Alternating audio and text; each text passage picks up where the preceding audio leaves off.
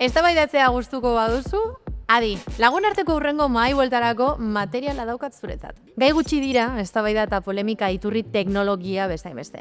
Asmakizun bakoitzarekin abiatzen da ika-mika bertsua. Irratia, internet, sare sozialak, adimen artifiziala. Hau, ona da guretzat? Edo galbidera eramango gaitu?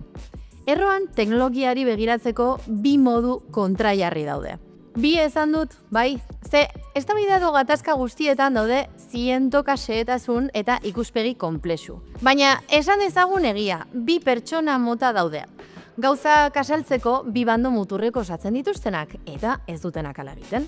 Eta gu, gaur behintzat, lehenengo multzoan kokatuko gara.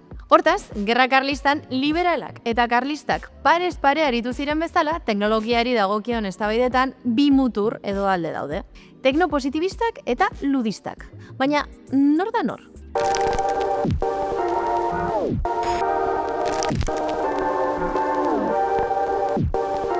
Teknopositibismoa, teknologiaren aurrerapenak beti onuragarriak direla uste duen ikuspegia da. Teknopositibistek itxaropentsu begiratzen diote teknologiari.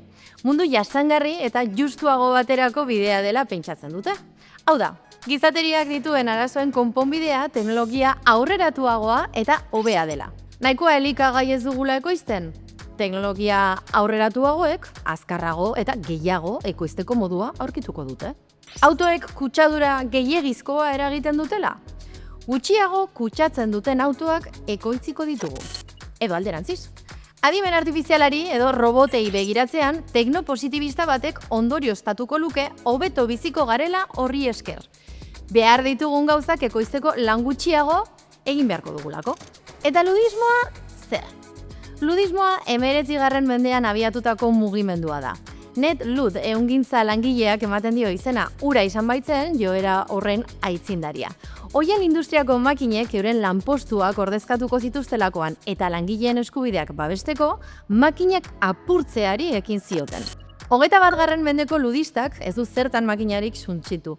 Baina keskaz begiratuko dio gizakia ordezkatzen duen eta langileen baldintzak oker ditzaken teknologiari.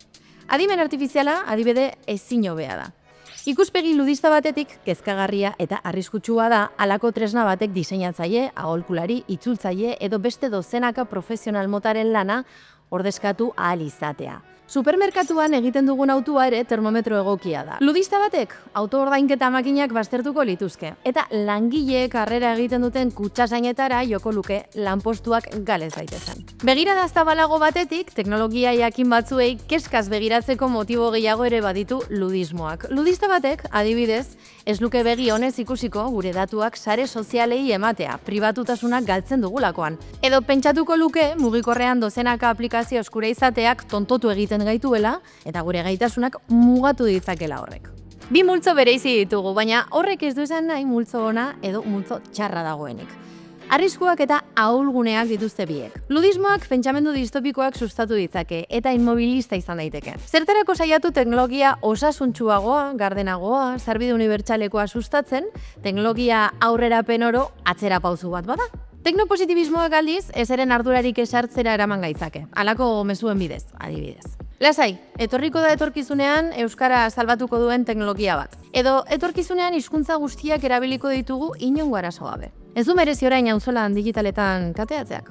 Eta zu, zein muturretatik zaude gertuago? Teknologiak etorkizun hobe bateran zeramango gaitu? Edo mesfidati jarraitu beharko genuke?